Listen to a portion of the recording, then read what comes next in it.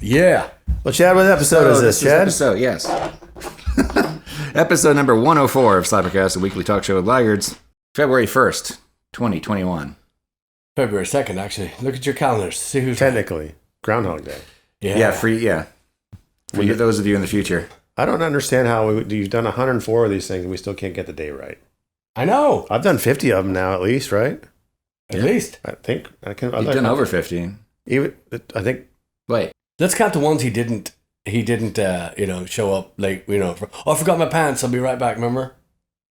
Well, that was... Yeah. That was extreme circumstances. Yeah, I mean, they were asking for it, the way they were dressed. Yeah. We can do an all-underwear episode. I don't give a shit. Let's do it. Let's do it. Let's do it. Yeah, I was thinking today, I was like, man, how many of these things have I done? Because it's been a year. Yeah. Since I've been in the band, so let's carry the one. At least 50, yeah. Carry the one, Yeah, 12. half as many twice. Yeah. 12 is 24. 24, I guess, is the yeah. answer. Who knows? Who can count that high? Well, I can tell you.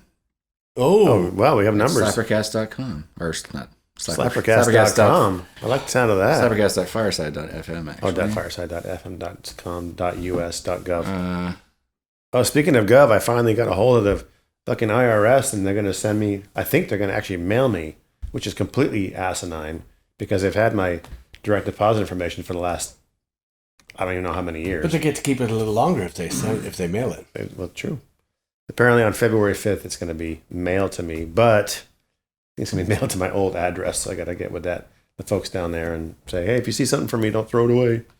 Could be important. Por favorito. Which could be either a check or a debit card. Yeah. Which is like, right. Come on, government. Why do you suck so bad? Oh, I know why. The last 4 years have been kind of a shit show. Yeah, weird. Yeah, why is Louis DeJoy still the Postmaster General? That's what I always want to know. Is he really? Yeah. Oh, well, that should change. I think there's so many days so many hours in a day that it's just so much to dig out from. 27 on my list. Find a new Postmaster General. Yeah. Yeah. Is that like, I can just like, had some weird like D&D thing in my brain, like, Witchfinder General. Here comes Postmaster General. Witchfinder. So how's everybody doing? Pretty good. It's been a while since we've been everybody healthy, happy, Yeah. holy. You're than now. Yeah. Always. Good. Everybody feeling good. We had a lot of stuff happening in the last couple of weeks. Talking to a friend of ours, Mark Seal, and you're going to be hearing that name quite a bit, I believe, coming up. And we talked to some good friends of ours up in Canada, and they were skiing yesterday. Absolutely gorgeous up there. They were there, just look at a postcard. The snow sitting perfectly on the branches and the thing. Anyway. So hiding Caroline high. That was a blast. That was really fun conversation. A band you need to check out in Canada, the Nova Scotiables. Very, very fun. Watched a little bit of that yesterday. And 4-piece band, Throwdown. Very, very, very fun. Any drums? Huh? Any drums in Oh, the yeah. band? Oh, yeah. Okay, cool. I wouldn't mention them. Man, I wasn't hoping it wasn't like kind of a string band thing. Those things drive me crazy. Yeah. Oh God. Yeah. That's definitely an acquired taste, and we've played with them before. The best that there is at that. Of course they have that. The hand drum is Here and Now, Chris Buckley's band. Phenomenal band out of Austin. But yeah, the guitar, bouzouki, fiddle, singing. That's just tough for me to listen to. Yeah. But then I'm very, as we found out over the last few weeks, people get offended when we I was dogging Phil Collins. Oh, right. And I got some, hey, I like Phil. I didn't say he was bad. I just said I don't like him. So, and also you have to remember too, well, you don't have to remember. I'm letting you know, I grew up in a household with one of my older sisters worshipped Phil Collins. So I heard way more than was humanly possible, but I'm still here. Yeah. Well, I think we're all in agreement that he was a great drummer anyway. Right? Yeah.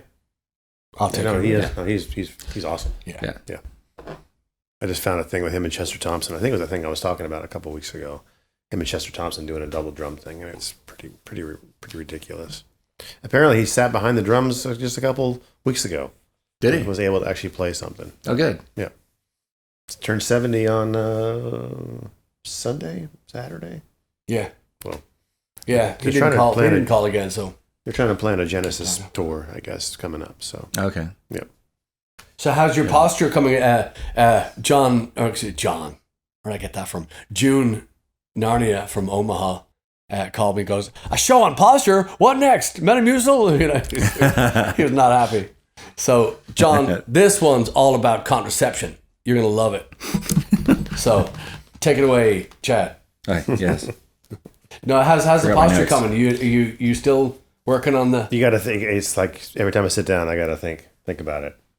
So Yeah, if you missed last week, Eric was talking about one of his New Year's resolutions was to take a drum lesson, and so he did, and came in with a whole bunch of new information. right about posture, which actually Lance Smith gave me shit about that too because he posted that clip and he was like, "What's this about posture?" I'm just like, just whatever, it's fine. Lance Smith? Lance Smith, guitarist Lance Smith, Oh, plays with Stinson. right. He was giving me shit about it too, but it's just like, it's the base of a lot of our health problems is how we sit and stand and whatever else. So, And eat. yeah, and so, but we played last week. We played a private party last week, and during the gig, I was adjusting myself and make sure I was doing things right.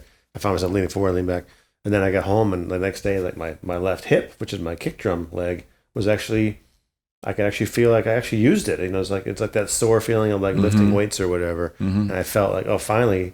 It wasn't a bad pain. It was a pain that told me that yes, you were doing it. You were starting to do it right because your hip was engaged, which is what it's supposed to be. So, Yes. So it's been going well. But every time I sit down with a lesson with a student, or I sit down to practice, I'm always thinking about sitting this way and tucking the chin, and make sure your legs are straight. Okay, now you can play, and then you start playing, and oh no, turn your hand over this way and do this. So it's going to be a long process. Yeah, it's a long process, but it pays off for a long time. It's a wonderful... That's the goal. Yeah. Keep doing this till I die in the bandstand, which is my goal. Yeah. Heart attack, fall down, dead. Fine. I want to be there. I want to be there. Yeah. I'm gonna get it right before the body goes cold. I'm gonna Just do it. Do what you got to do, man. Yeah. And to be honest with you, I won't even care. I know. Be the first time that I ever. Anyway, Can't wait. yeah, you can. So we've got a lot of it's just so much is going on. It's just Got a lot coming up too. yeah. We got a. Is it 12th and 13th? Is that Friday, Saturday? It is. Yes. Yes. So yeah, we got a show at the Ranch, which was our last official gig that we played before we got shut down. True. In Cyprus, Ranch Bar and Kitchen, and we're back there on Friday with Outlaw Dave, and I think isn't that the other way around? We're doing Jackie's on Friday? Yeah. oh, Jackie's on Friday. Yeah. Good. I only booked them. I don't retain it. We'll edit that. Yeah. We'll fix it in post. Yes. So what's happening Friday? So Friday with Jackie's Brick House. Where's that? That's down in Kima, one of our favorite places. What? Yeah, we're down. They've never been there before. We've had a few shows from there. We've had offers before, never been able to connect. Now we're going to be there, and then back at the Ranch Bar and Grill in Cyprus, which was our last show before we got shut down. Mm-hmm. Marker. Oh, that's going to be fun. With Outlaw Dave. Did I mention that? Outlaw Yes. Dave? What does that mean with Outlaw Dave? Outlaw Dave, if you're from Houston and you used to listen to KLOL, not KKLO. Sorry, Keith. KLOL. If you were around when the Rock 101 KLOL was on the air, you would have heard Outlaw Dave all the time. And he now has a show on iHeartRadio. We've actually been on there a few times. We've been on his radio show, and we've done shows with him before where he's emceed. We played Pub Fountains. We played at Leon's Lounge downtown, and back when the Cobra, the what was it, Serpent and Cobra? Yeah. Serpent Mongoose and Lion, Mongoose and Cobra. There you go. Yeah, Mongoose. There you go. And Mongoose and Cobra, they did a Super Bowl party when Houston hosted the Super Bowl. and we did a thing with Outlaw Dave. We've always had fun with him. He's not only a great radio personality, but he's a big heart. He's a big-hearted. He's a Houston favorite, but he's also he also loves the town like we do. He's not a Is he like hosting? Is he emceeing? Or is he just hanging? Yeah, they're gonna be in doing a promotion. It'll be on their website because I haven't looked at it yet. I've been very busy, extremely busy. Yeah. Yes, we're. What you been doing? I'm booking shows. Yeah, believe it or not. Well, there's shows happening now. Well, unfortunately, they're not until March and April. But of 2022. But hey, yeah, I'll take it. But it's a gig. Take it. Hey, a gig's a gig. Hey, $10 is $10. That's right. That's right. Split 4 ways. If we play our cards right, we could be working before we die. Well, I mean, gotta have hope, right? That's right. So so March is always a clusterfuck because we're having calls for, hey, do you guys play Irish music? And we had an idea. Let's play. Oh no. So I'm juggling calls between real and, or I should say, realistic and fantasy gigs. Gotcha. So we're definitely going to be out in West Texas. I talked to our friend Roy out in West Texas. He's doing the Celtic Festival in Odessa. So we're definitely playing that. So weird. Saturday, Sunday. And I talked to him a couple of times, and great guy. We're just he's in oil and gas, but he was retired. They drug him back in, and he now does the night shift. So he goes, "Call me anytime, 3 and 4 in the morning." I go, that's my time. Wow, it's the witching hour. So we're gonna be out there, and then we got just a bunch of possibilities. The phone's ringing, and we were trying to juggle stuff, and looks like the old van's gonna get. Gonna get some motion, yeah. Put some miles on those tires. Mm-hmm. Jay. Yeah. So that's been good, and we also we were talking about this earlier. We want to thank our Patreon crew. Just thank you all. Thank you for signing up, and thank you for sticking with us. And I have to say, this has been very fun doing this, but it's also been really nice to you. So cheers and thank you for all you do. Yeah, and if you're listening and you haven't joined, there's still time. There is. Right, Chad? Is there time to join Patreon? There's always time to join Patreon. How does one join our Patreon? Well, you go to patreon.com/blaggards. Yeah? Yeah. We put the link in the episode this week. It's in every episode has a link to Patreon. I should watch them more often. In the show notes, yes. Yeah, they're great. Yeah, are they good? Yeah. Is the banter witty? Oh, yeah. Top 4. Witty banter? Pithy, they call it. Pithy. Yes. I should be wearing my pith helmet then. Yeah. I hate when Mike Tyson tells me that. And I said, no, that's not what you... Anyway. So... Miguel. And we also... The really fun part, too, is on the YouTube comments, people telling us, hey, you shouldn't talk about that, or hey, you should talk more about that. So I get a call. A friend of mine wants to know more about the backstage, unnamed, just the fights or the shortcomings or the drugs or the that's the stuff I live for. You want to hear the dirt, huh? Yeah. Yeah. Well, and because I know we started off with a couple. There's a great saxophone Mustang Sally story from last week. that was fun. That's the first saxophone player I've ever heard by the name of. Yeah. I don't give a shit. I know. He's not gonna hear this. I know. It was nice. It was nice. That was a nice gesture, I thought. Yeah. Did I overdub? Yeah. Okay. Was you overdub like an ooga or something? Yeah. They're like Looney Tunes sound effects. Oh, God. It was like different every time. I was having too much fun with it. Unless people are reading lips. Yes. Yeah, we got to wear short skirts if we want to do the lip reading. But that was so. I've been thinking a lot about those kind of shows, and I've also been thinking a lot about the upcoming. Explaining. Sorry, I'm 10 miles ahead. I had coffee with my newly retired sister this morning. She just stepped off the work thing, and she's now free as a bird. We used to have coffee every morning when I dropped my kids to school, way back when. Turns out it was 8 years ago, and that's when she was able to go in whatever time she wanted to, and blah blah blah. And she's a social worker, and so she calls me up last week. She goes, "Friday's my last day." And I go, "So coffee Monday," and used to be recently in the last from I guess last week on back forever for 8 years we were having to meet at certain times when she could squeeze in so we'd meet. Now it's game on, and she's going to be doing her own yoga. She's been working for years at this. Of course, teaching yoga and playing music are exactly the same in that you never master it. You Right. just have to keep learning. And the people that are trying to A, make a fast dollar, or B, take a shortcut, they're going to be thrown to the wayside anyway. Would you call them part-time professionals, maybe? That's exactly what I was going to call. We're going to leave that open every single week for you to jump in. Chad, what episode is it? But yeah, so it was, another new chapter is born. But I told her, I said, yeah, hopefully I'm going to be gone very, very soon. Hopefully that van's going to be up and so. Yeah. So tell me a good backstage. I told you mine last week. Let's hear one from you guys. Yeah, many. I was thinking about which ones to do, which ones to.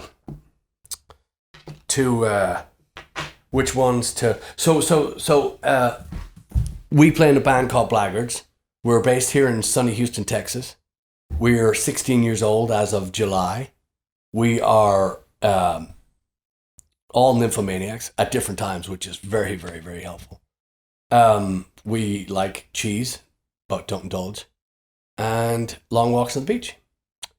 But we've also had, in 16 years, I'd say 16,483 fiddle players, maybe more. Yeah. And so I started to think about a show that we had that one of our fiddle players ended up being gone quickly, and we had to get a replacement in, and we had a referral, and the referral ended up being somebody that we'd never heard of, and that person came in to play the show and was wonderful for 3 notes out of the 3,000. And I mean that. Started off in the key of, A, B, C, D, or E, or maybe a G or B flat, but would end up in a key of P, Q minus Z, right? P minus. It was insane how quickly these songs would go, and so the bewildering moment is, well, you got the first 3, and then you, I think about a narcoleptic skier, right? that manages to stay awake for the first, right? Water skier, snow skier, doesn't matter.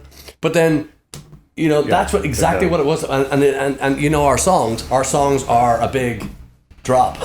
Now, who recommended this stuff? Another bunch of people. That's right. It was a bunch. It was highly recommended. Huh. It was highly recommended. And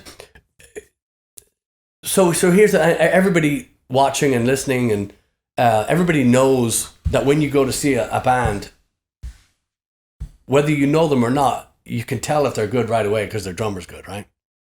Well, the band, yes. Easy. Yeah. So, but the band's kind of jumping on to what's being driven by the drummer, And so we had everything in place. We have these songs in place, and they're, 3 people holding this song together, really. But when you have somebody that's just kicking everybody in the temple, with a whole, it's just so hard to hang on. It's so hard to get through that song, and it's 100% my fault for, having a band that relies so much on a fiddle.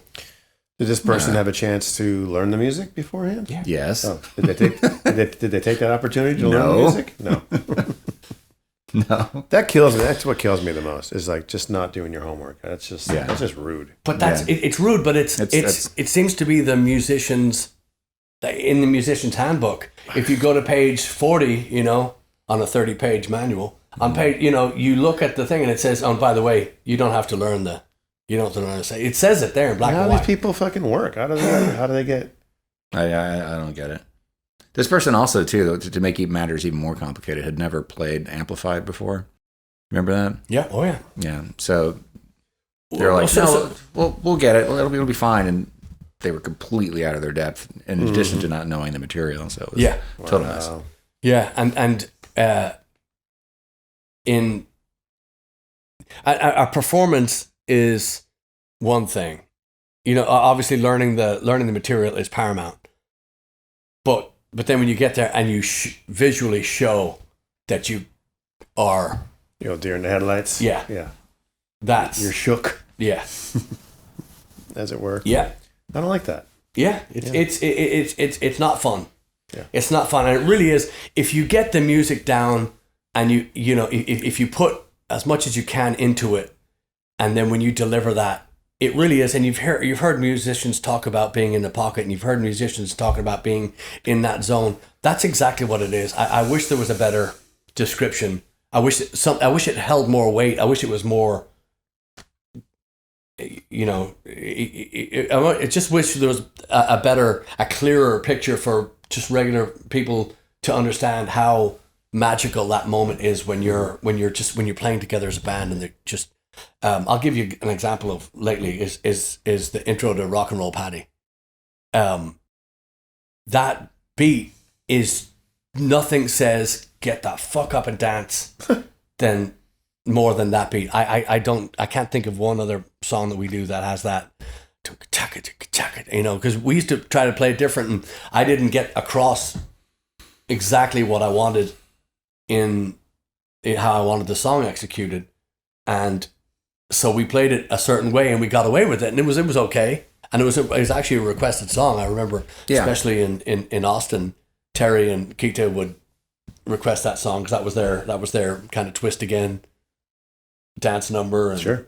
It definitely has that vibe to it. Yeah. But now, and it's just, we start that song. I want that intro to just carry on for 30 minutes. It's just so fun to listen. That kind of stuff is.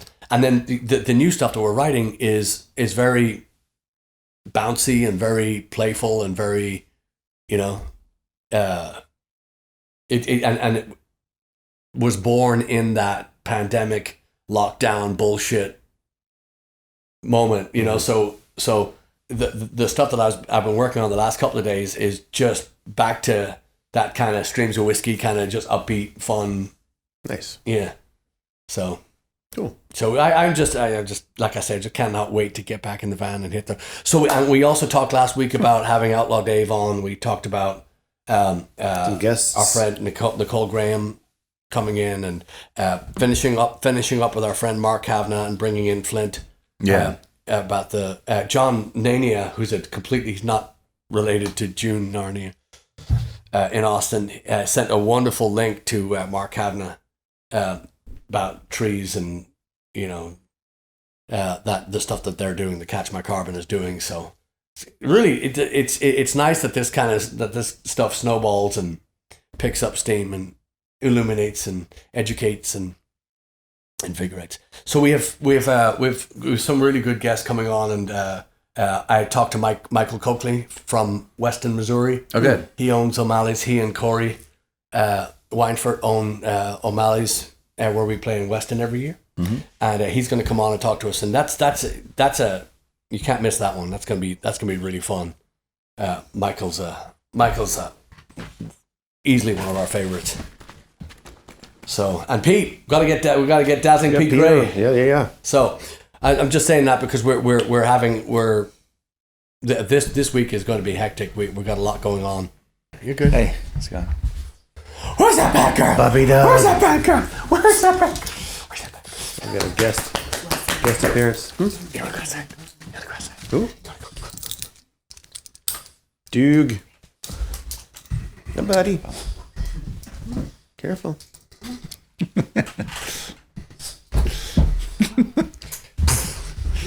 Tell us a funny story, Chad. No. About your youth and playing in a band. We're talking about other musicians that we're not going to name. Yeah, that's right. So you tell a story You've now. got a story? Do I? Yeah. You've been around a while. God, where do we start? Yeah. Well, here's another one. You think of you jog your memory. This one was back in the Brian O'Neill day. We've talked about this, but this particular time was hilarious in that the guy that came to the stage had the bandolero, every key known to man Of harmonicas, and he looked like John Popper, before he ate all the harmonicas or swallowed the mic. But he hey bro, let me sit in with you. Any key you want, and just it was that wear you down. Here. All right, get up, do one. We're gonna do this song. We're gonna play it in this key, and we're gonna go 1, 2, 3. It's just kind of, and it wasn't like the fiddle player I told you about earlier. It didn't even start off in the right key, and I saw the key on the harmonica. It was the right key, but my God, managed to get every wrong note. Yeah. Every single wrong note. I love that. Meaning I hate it. Yeah. Yeah. So, because we talk about, people get so furious when they come to the stage and they go, hey, my friend's the best at playing this instrument in the world, and he's here, man. You guys need to grace your stage with this. I remember another one time we were down in Pasadena, and we played with Jeff Duncan, and this lady came to the stage and she proceeded to tell Jeff that she had the best fiddle player in Texas, hands down, sitting at the table, and would he mind if he was. And Jeff said, no, you're not playing my instrument, and where's your gig? Right. Like Eric C. Hughes used to say. And the nerve, I was going to say the nerve of these people to say, but I expect them to say something like that. I expect them to say, because to a non-musician and to just a novice pub drinker, it looks like a whole lot of fun. So why wouldn't you want to involve everybody? Yeah, you do, but you also, band's also being paid to entertain and to keep people there. Right. So imagine you just walk in the door and Fiddly Fred gets up on the stage and decides to butcher a song. You come in and you hear that shit, you're out the door. Yeah. You're like, that's what they have in this place, and you only need 1 second of it. You only need 1 minute or 1 second or a few minutes of complete shit to turn on the your heels, escape the door.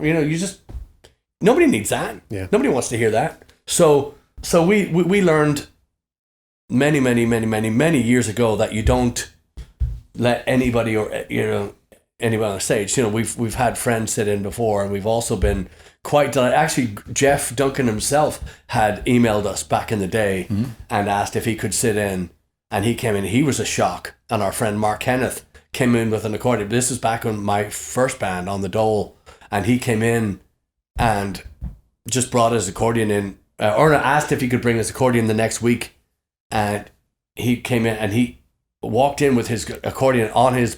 He walked into the gig with his accordion on his strapped on to this massive big accordion thing, huge thing, and he was playing this thing, and I thought he was playing to a tape because he was playing so fast and so clear and so precise, and he's a tremendous player. Mm-hmm. So that's always a shock when you put tremendous and accordion in the same sentence. It just doesn't belong. Mm-hmm. So there's a few out there. Yeah.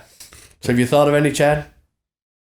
I gave you 3 stories. I got one that actually I'll wait till Chad does, but this one is actually.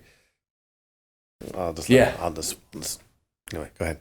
No, you go ahead. Okay, so the next time you go to Paul BB Gun studio, next time you guys go there, you walk into the studio and he's got kind of like up above on the wall over here on the right, up above. This is in the main control room.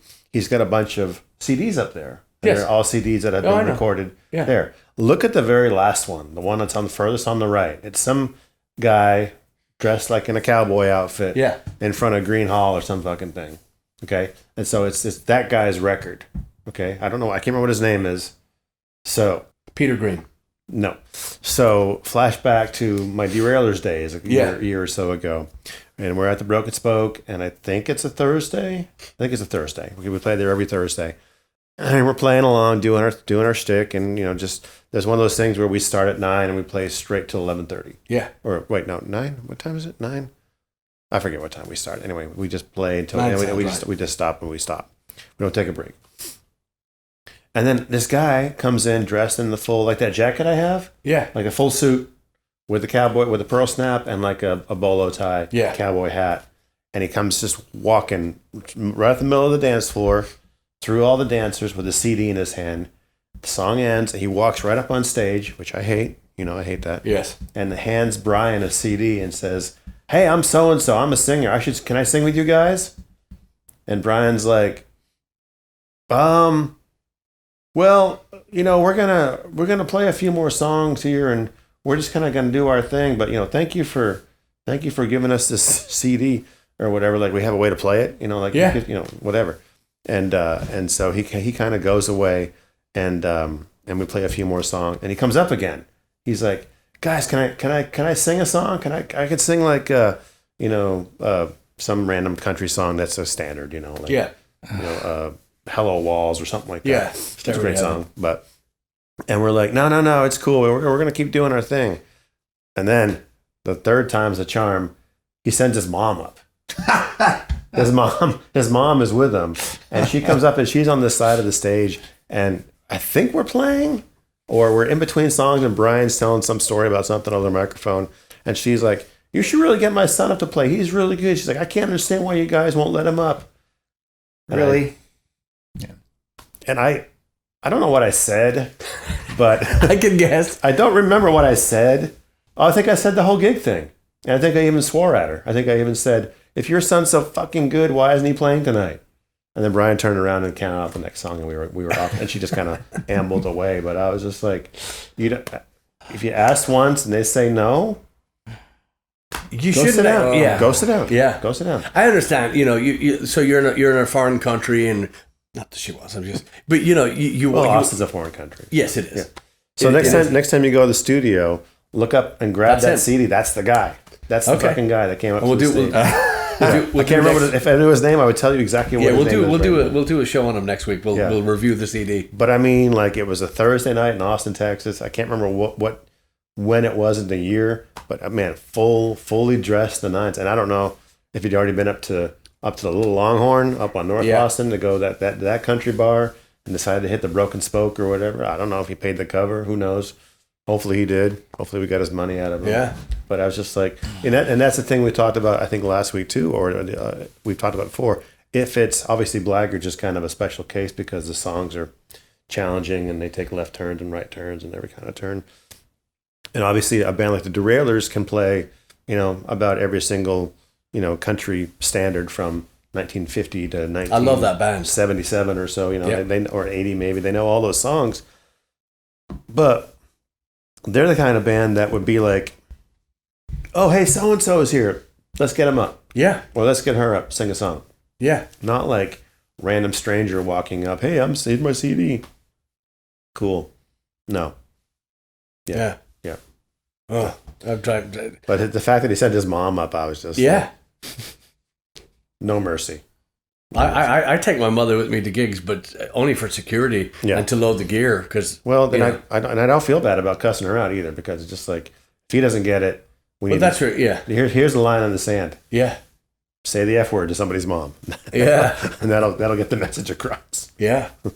So what you got, Chad? There have been a couple of times I remember where somebody was coming up and asking on behalf of somebody else, where it was clear that the person they were trying to get up on stage was not really into the idea. There was at least one time at Fido where somebody came out, "You should get my friend up," and what are you talking about? And she gestured over at somebody who was standing over by the wall, and he was like, No.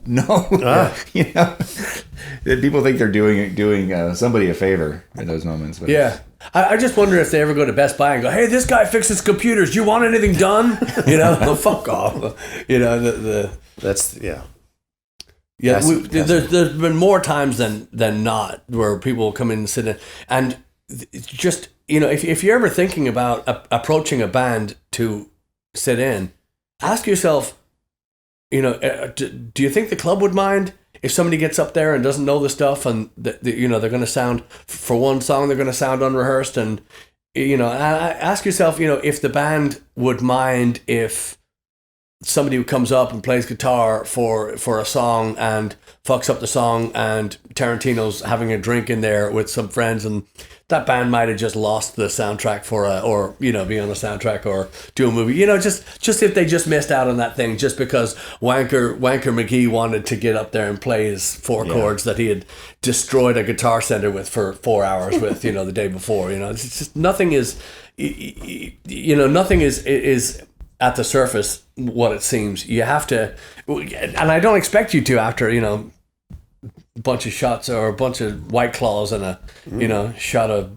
you know, Fruity Pebbles, you know, yeah, I expect you to be thinking of probably is a real shot. How you're, Pebbles. It probably is a real shot. yeah, probably is.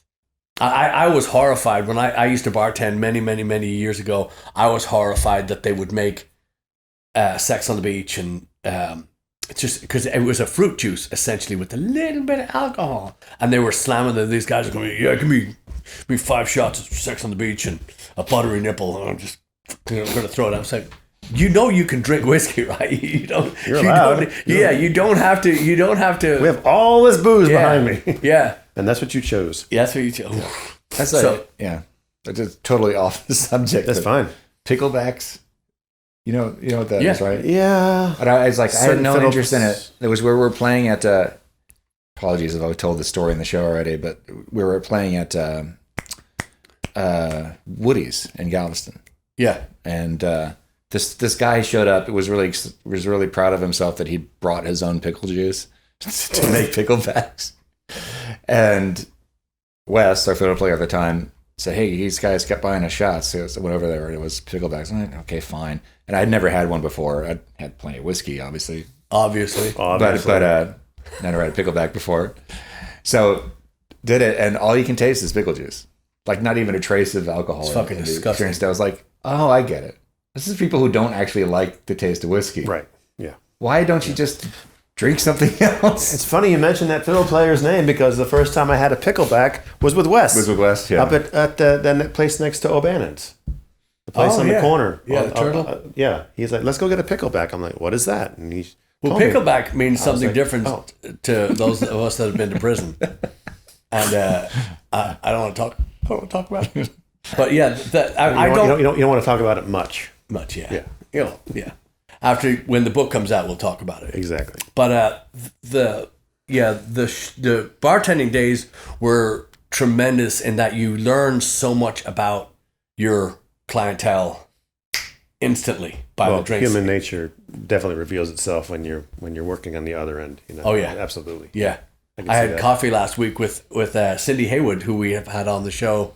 Because Cindy and I used to work together 100 years ago, and another friend of ours, Lynette Gordon, she was a manager at one of the clubs I worked at in River Oaks for a time, and we 2.5 hours sat yapping just on the, because not only do you meet every character behind the bar, but the characters you meet, you know, on the other side of the bar will stick with you forever. Mm-hmm. It's just hysterical how these people will not, the names, and if you can't remember the name, you remember the drink. And they go, yeah, you know the guy, you know, Bud Light and the Jaeger. Oh, yeah, that guy, you know.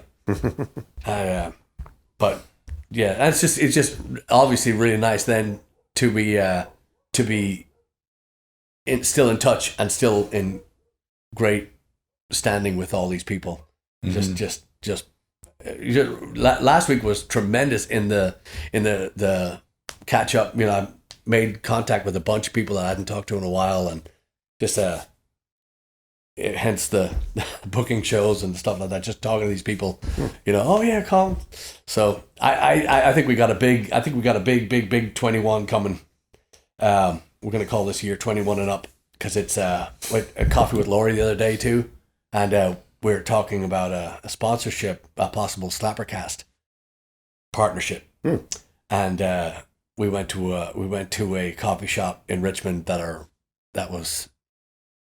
the coffee was out of this world, and I'm not impressed by, it's easier to be depressed with coffee than impressed. When you go to you go to a Starbucks and you get a coffee and it just tastes like dirty water. Yeah.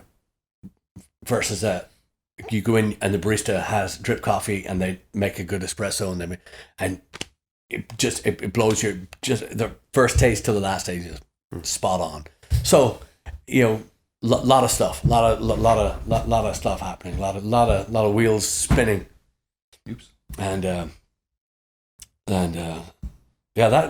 those stories we got to write them down. We think of them and put them in a. Yeah, there's too many to.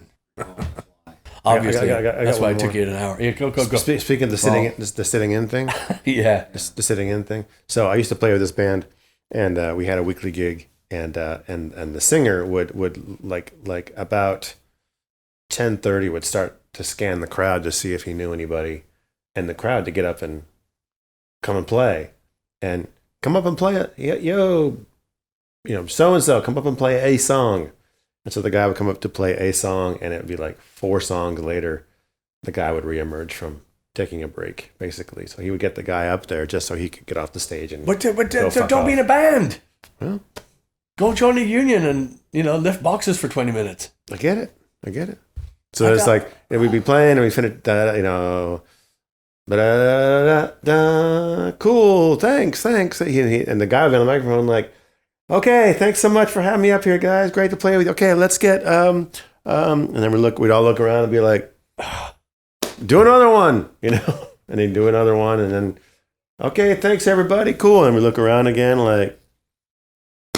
I have to say that makes me appreciate even more. Not that I didn't before, but makes you appreciate when the drummer, bass player, sitting by the gear, ready to go when it's time. At the end of a break or when it's time to start, and everybody's there ready. Mm-hmm. Nothing better in the world. Yeah. Than having because we've had all those gigs where you stand on the stage and you wait and you wait and you wait. Let's just do a 3-piece number until. Just because you're the entertainment, it's your room for the night. You're the host, and if you're acting like it doesn't matter, or somebody else is going to come up and do your job, well then somebody else needs to do your fucking job. So I can't stand that, and I don't want guest players. And now, okay, Mark Knopfler walks out in the middle of a stage. No, and I draw the line at that guy. Shut up. You shut up. He's Chad, cut him off. He's my Phil Collins to you. Yeah, yeah. He walks out in the middle of you're watching a show and he comes out and plays guitar and I think, please, at your take as many as you want. Yeah. Just somebody that but you just get that guy that wants to come up and just blow on Mustang Sally, just to say that fuck up. You're not adding anything. You're in the way, and you haven't been at you. We're not looking for you. Yeah. You haven't been asked. Oh, I better calm down. It's only Tuesday. Seems like this day keeps happening, though. So bad. Yeah. Anyway, Chad's stretching. He's yawning. He's bored. Yeah. But Chad's had to stay up all night to be here on time. Yeah. So. Actually, I did sleep last night. What? For a change. Who is she? Yeah. Couch. Sorry. Who were this couch? Oh yeah, I know her. Couch. And her 5 sisters. Hello. Three. 5 sisters. Like she's got that disease where she just has the lobster thing. Yeah. Oh, the half claw. Claw. So bad. Anyway, that's why they have butter with lobster. Okay. Yeah. I get you. I get you. Yeah. Well, that deteriorated quickly. Well, this has been a fun show. Yes, it has. Want to put a cherry on this Sunday? Yeah, because we're actually going to because of time, we're gonna have to get some of our guests in and wrap some of these quickly. So we do have Jackie's Brickhouse coming up, and we have the Ranch Bar and Grill in Cyprus. So, and of course, Jackie's in Kema. And we'll try to, on both of those shows, or one of those shows at least, we'll try to set up a live stream so we can bring all of you with us. I'm excited to be showcasing some new stuff here. Yeah. Possibly a new fiddle player. Yep. And what's that? there we go. There you go. Never sounded so good. Never sounded. Eric, play us out. Never sounded better. And it's not even a tune. It's not my fault. It was before you picked it up. Show the back of it. Show the back of it. Oh yeah. See, best part of it. Wow. It's like the Ernest Tubb thing. Yes, thank you written on the back of his guitar. What's on the back of his? Ernest Tubb has "thank you" written on the back of his guitar. Okay. So he would tip his hat and flip the guitar. And Hetfield on the back. And look where it got him. It says more beer. Dead. So we got a lot to get to this week. A lot to get to, and we do want to thank our Patreon crew, and we want to also Reward Music. We'd spoken briefly about it before, but Dweezil Zappa has started a new music hosting site called Reward Music. We're giving it a shot. It's right now. It's a subscription-based thing. It's going to have everything on. So rather than going to Pandora and Spotify and all over the place to get your music, we're going to try to, at least Blaggards, have our videos and our music and our SlapperCast and have all this stuff in the one spot. It's hopefully, we've talked about it before. I think hopefully if it works out, it'll eventually replace Patreon in the long run. Yes. And we're not getting rid of Patreon anytime soon, just FYI, for those of you who are on it already. But Reward Music basically allows us to offer a lot of the same kind of stuff, but it's a little bit better interface, I think. Like a much better interface, I think. Yeah. So a little easier to find stuff. One of the things, one of my beefs with Patreon is that it's kind of like Facebook in that once you post something, it just kind of, it's like a blog. It just kind of goes down, and it's a little difficult to find past posts. Like on Facebook, like if something you posted 2 months ago, where is it? How do you find it? You have, and like apart from like just scrolling, sometimes you can search or you can't find it. But anyway, Reward Music is organized more like an actual website where you've got music, you've got video, and if you can just pretty much drill down to exactly what it is you're looking for. So hopefully, I'm pretty sure that we're going to be launching that this week. So maybe even by the time this episode goes live, because it's pretty much ready now. Yeah, it is. I just got to get Stripe set up so people can actually pay for it. I think it looks great, and I think it's a great idea in that somebody like Dweezil Zappa is not a couch potato. This guy is moving all the time, and his vision, much like his father's, is encompasses the entire horizon and beyond. Versus let's just do this and we'll do this for a minute and we'll make a fortune and we'll leave.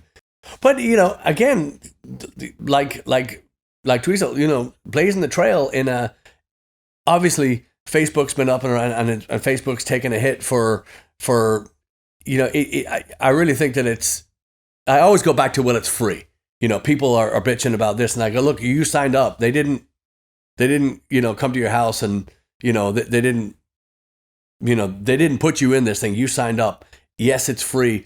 However, the price you pay, because there's always a price, the price you pay is they have every fucking aspect of your life tracked. It's free, but it ain't cheap. Yeah. Mm-hmm.